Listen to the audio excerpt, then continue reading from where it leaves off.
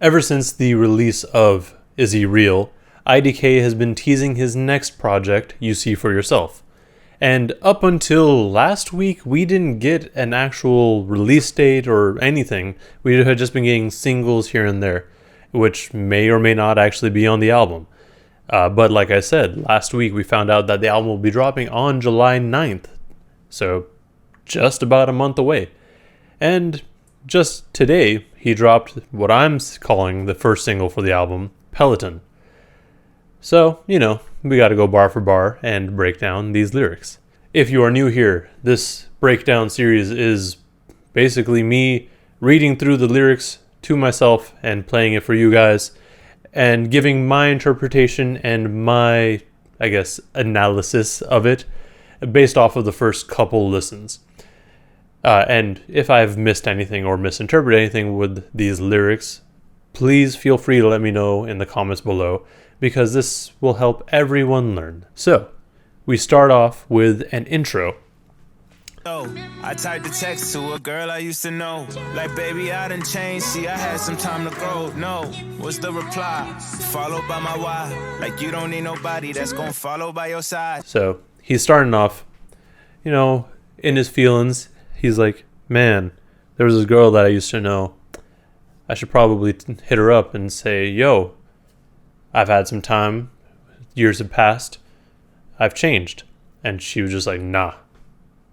And he's like, but why though?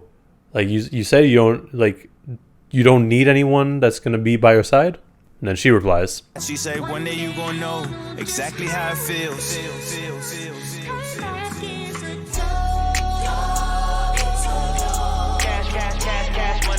Her reply is basically, there's gonna be someone that treats you the way you treated me. That's how I took it.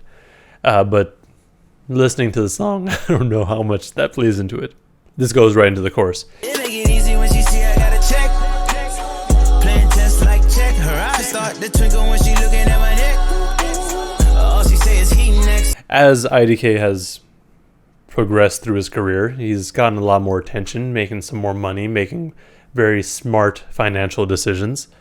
But he's like, it's still very easy to attract people with money. He's using this money to his advantage. He's like, it's like in chess, you're in check now. It's obviously not a checkmate because there's more to attraction than just money, but it's a significant step. And her eyes start to twinkle when she's looking at my neck, like his chain, maybe even his tattoos. She's like, ooh, look at you. And then she's like, you're next. She called a nigga Peloton, say she wanna ride the bike. She make a nigga ego go high tonight. I hope I don't have to tell a lie tonight. Yeah, so we can lie tonight. She calls him Peloton. She wants to ride the bike. Pelotons are the stationary bikes that are pretty expensive, and I think they have like a subscription because they basically let you bike through different areas and trails and stuff. And I mean, for the people who have it, I'm sure they love it. And actually, no, I know people love it. It's just very expensive to get into. But she's like, you're a Peloton. I'm going to ride that bike. Innuendos, very clearly. And then her saying this, or just her being around him, is making his ego go through the roof.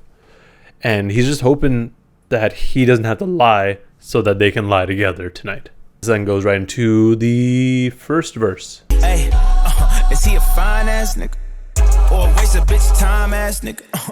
You said I was a line ass nigga, got the finance, so I'm financing the bitches. With the first few lines, he's basically just like, I think it's other people asking her about him, or these are the thoughts going through her mind, like when she's looking at him, because, first impressions. Is he just fine, or is he just gonna waste my time? Or is he, well, then he says, but you said I was lying. Like, maybe this is again talking about the person that he was referencing in the beginning. It could just be that, like, this is something in the past. And now he's talking about how he has the finance on fine ass and the bitches.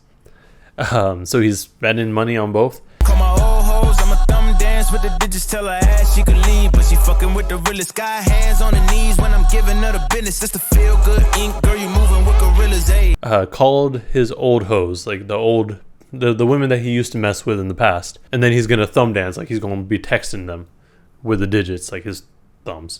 I think him with the next line saying, tell her ass she could leave, but she fucking with the realest, maybe talking about the current person or in the past. Like this is something that he said in the past. And then you got hands on her knees when they doing the thing. This is the Feel Good Inc. Girl, you moving with gorillas. That's a pretty straightforward reference. Feel Good Inc. is one of the most well-known songs by the Gorillaz. And then he's just comparing himself to, or him and his crew to gorillas, like the animal. Full stop. Emotional intelligence now. My mama told me treat her like a lady. My niggas say treat her like a thot. So full stop. They stopped that whole, I guess, dialogue there, and moving on to the next thing. Emotional intelligence. That's something that not everyone has. So he's like, nah, emotional intelligence, nah, that's not a thing. Emotional intelligence, in my mind, being like, I think it's just understanding your emotions and how they are brought about. So the person that he's talking about here, it still could go either way. It could be someone new or the person that he was referencing in the beginning. But basically, his mother said, treat her like a lady, but his homie said, treat her like a thought. Which, two completely different ways to think about it.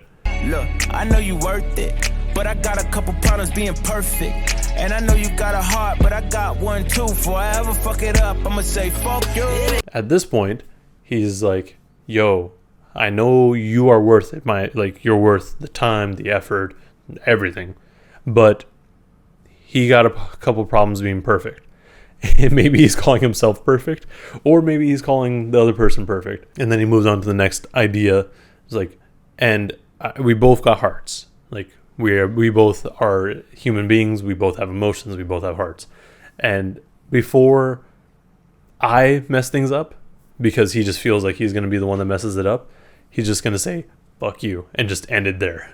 This then goes into the chorus, which is the same as before. And then a little bit of a post-chorus sort of thing. I know you ain't hard a man, but you working hard to find a man. You work on yourself, you work on your plans, but we working hard to work on the plans. So again, talking about this person is like, I know you're in high demand. I know people want you. I know people are trying to get your attention. But you're also working hard to find a man. You're trying to be in a relationship. You're working on yourself and you're working on your plans. But we, like him talking about men, work it hard to work off the pants. Like, sex is the thing that's on most men's minds. Like, rather than the relationship aspect. Dog shit, I be shooting shots, baby, I don't miss. When I tell the truth, baby, that ain't it. You say it's me, but we both toxic. And basically just saying dog shit to all that. Everything he just said.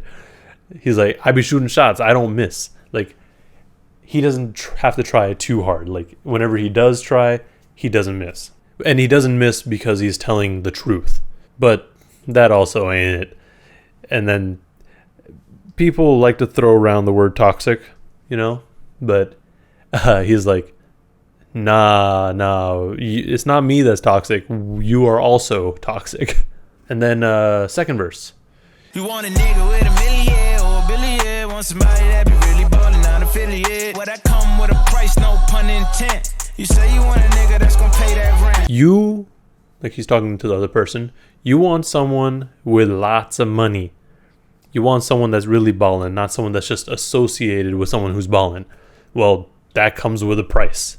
No pun intended. He starts to list off things that this person supposedly wants, starting off with, you know, she wants a dude that's going to pay rent. Don't cook, don't clean, cause you ain't no maid. Don't serve no nigga, cause you ain't no slave. What if they call you a bitch and you look at me and I say, Trick, I am not your security. He's continuing to list off these things that she wants in a relationship. She was like, I'm not going to cook. I'm not going to clean because I'm not your maid. I'm not going to serve you because I'm not a slave. But fair. You don't have to do these things. And And then he's like, okay, cool. But what if they call you a bitch? Like, are you going to look at me and be like, do something about it? Like, I'm not your security. Like, and this whole situation is kind of weird because it's like, okay, so he's still kind of in this person's life while hearing what's going on with their relationship. So that's where things get a little bit weird for me. Like, what would you think? Would you be in shock or not even blink? Would you expect anything? Oh, cause I'm a man and that's what it brings. And so he's basically going off because that was a whole hypothetical thing. Like, he's like, what if I said I'm not your security? Like, what would you think? Like, would you be in shock and not even blink? Like, would you expect anything, really? All because I'm a man and I'm supposed to do these things? Like, that's kind of where I think he's going. To my unborn girl, yeah, you know you my world. If you fuck with any nigga, I'ma need a referral. And if you know you got a role, better play your part. Cause that's karma for me if we break your heart. So he's talking to his unborn daughter, like in the future, whenever that may be.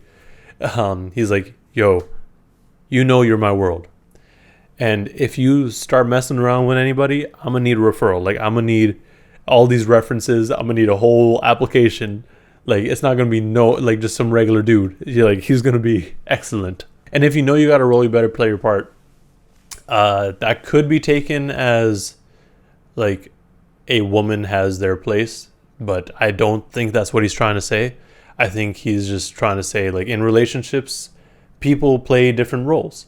Like, it's not even necessarily gender related. It could just be like, this is your role in this particular relationship. This is how we do things. Let's say there's like a serious issue that happened, like in the family. Like, are you going to be the one who takes control and like settles everything? Or are you going to make someone, or is the other person going to do that? Not make someone, like, is the other person going to do that? Like, I think that's where it's going. And then that's karma for me if you break your heart. That makes sense because it's like, okay, karma, I feel like I just talked about karma, but like, you know, when something bad happens, it's because you did something bad, or if something good happens, it's because you did something good. So it's like, if he breaks your heart, that's my fault because I did something in my past. And I think that's kind of what he's like, this whole track was about. Like, he did something and he wanted to reunite or rekindle this potential relationship with a woman from his past. And then it goes back into the chorus and that's it. This song is fun. So with this track, IDK tried something a little bit different. In the past, he has sung on choruses, but here he just straight up singing, and I'm here for it. Like, most rappers, when they sing, they all do it differently. And the way that IDK does it, to me, is just really solid. Like, he does it really well. I know some people aren't going to be here for it, but I think everything I've seen so far seems pretty positive. So, I mean, that's cool. The track itself, like in terms of what it's about, there's a few things. So at first it could be about a lost relationship and something that he's trying to rekindle. But then throughout the song, it sounds more like he's starting another relationship. But it could also be him talking about that same relationship from the past, which seems to be the most likely case in my mind, because otherwise it's just kind of weird. Like, okay, so this person's like, nah, I'm not gonna do this. So he's like, okay, cool, I'm gonna just talk about someone else. So it could very well just be like, this is someone from his past, and he's talking about the things that they wanted in the relationship and the reason that they were attracted to him in the first place. And then, I mean, he said it very clearly, before he fucks it up, he's gonna say, fuck you. So maybe it's something that now he's like, no, that was probably a bad move. I should probably try to fix things. But no one knows his personal life except for him.